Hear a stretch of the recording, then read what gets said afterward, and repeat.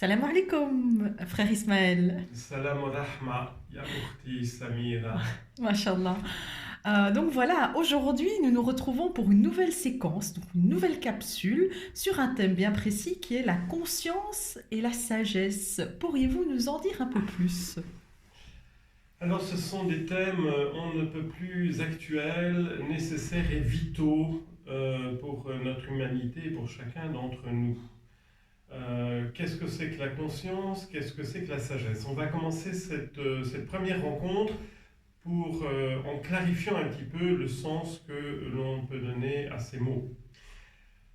Alors, la conscience, bon, c'est un mot qui vient du latin, conscientia, qui est composé du préfixe con, qui en français correspond à la préposition latine cum, qui veut dire avec, et scientia, qui veut dire la science, le savoir, qui vient du verbe scire, ou cire, S-C-I-R-E. Donc qu'est-ce que c'est que la conscience? C'est tout simplement cette propriété de toute connaissance humaine d'autolucidité.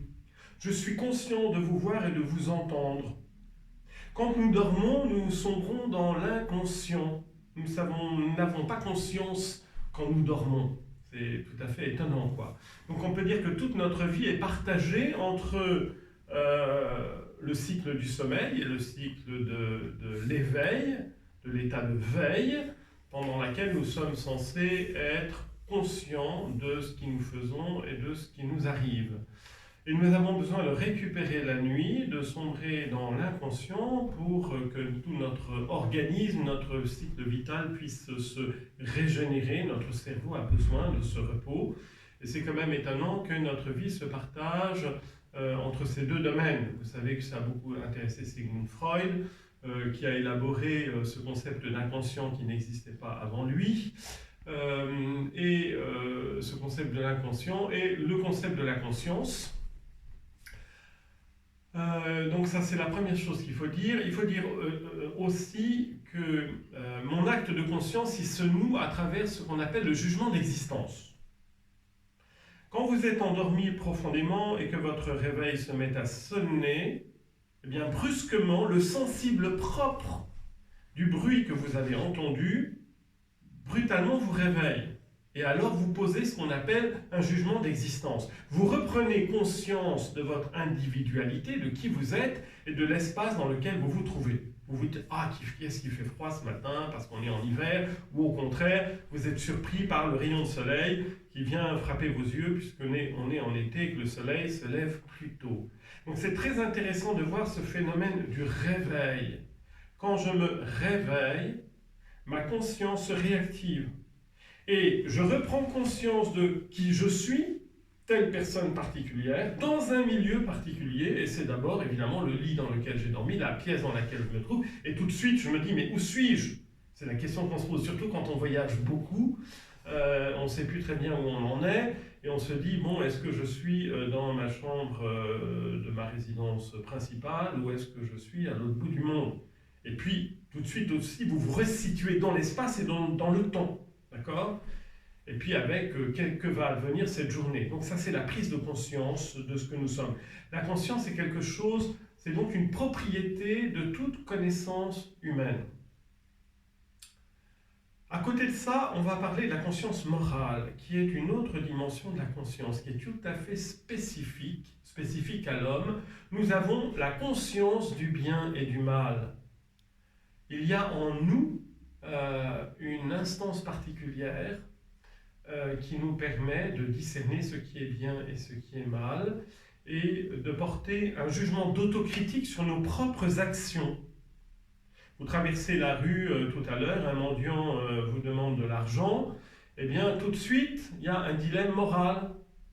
Est-ce que je vais lui donner de l'argent, sachant par exemple que c'est un alcoolique et que il va dépenser cet argent dans l'alcool, ou bien vous vous dites, moi, enfin, vous avez toutes sortes. C'est quand même très intéressant devant un acte aussi simple que ça, un mendiant que vous croisez dans la rue. Est-ce que vous lui donnez ou est-ce que vous lui donnez pas? C'est un problème de conscience.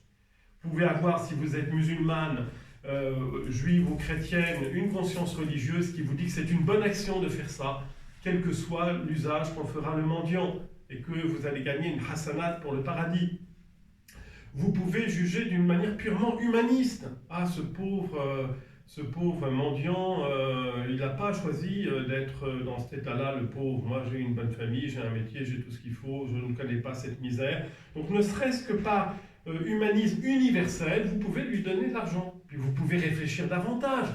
Alors, ce qui est très intéressant, c'est qu'on peut agir selon sa conscience. Mon cœur me dit, il faut lui donner. Vous avez croisé le regard de ce mendiant, il y a quelque chose qui vous a touché, votre cœur vous dit, il faut lui donner. Vous suivez votre conscience, vous lui donnez de l'argent, votre cœur est en paix. Ou bien vous refusez de lui donner, et vous allez vous justifier. Ah, je suis trop pressé, ou bien j'ai pas assez d'argent, ou bien en fait c'est parce que je suis avare. Enfin, il y a toutes sortes de raisons qui peuvent faire que je ne vais pas suivre l'élan de mon cœur. Là, j'aurai une mauvaise conscience. C'est très curieux, je ne serai pas en paix. Je n'ai pas fait ce que mon cœur profond me disait immédiatement de faire. Donc on voit qu'il y a en nous un juge intérieur, c'est très mystérieux ça, une guidance intérieure qui peut être aussi un juge intérieur qui approuve ou désapprouve ce que nous faisons.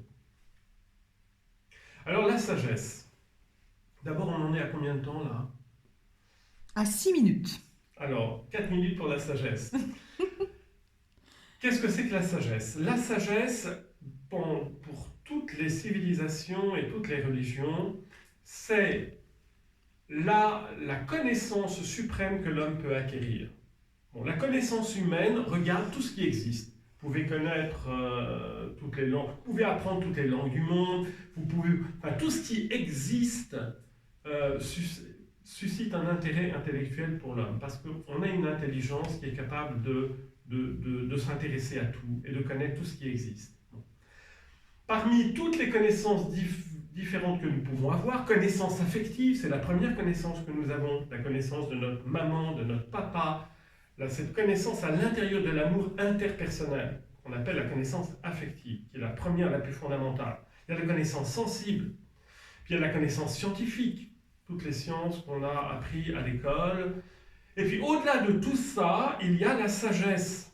Il y a 3 types de sagesse. Il y a la sagesse philosophique, qui est une sagesse d'ordre purement rationnelle, humaine. Et puis il y a la sagesse spirituelle, la sagesse mystique, celle que nous ouvrent les grandes religions de l'humanité.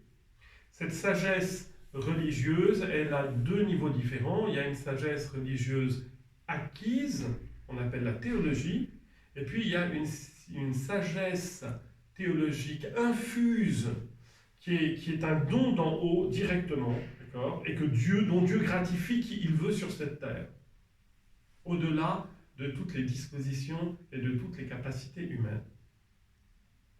Alors, en un mot, la sagesse, c'est quoi? C'est la connaissance par la cause supérieure, par la cause suprême, par le principe premier.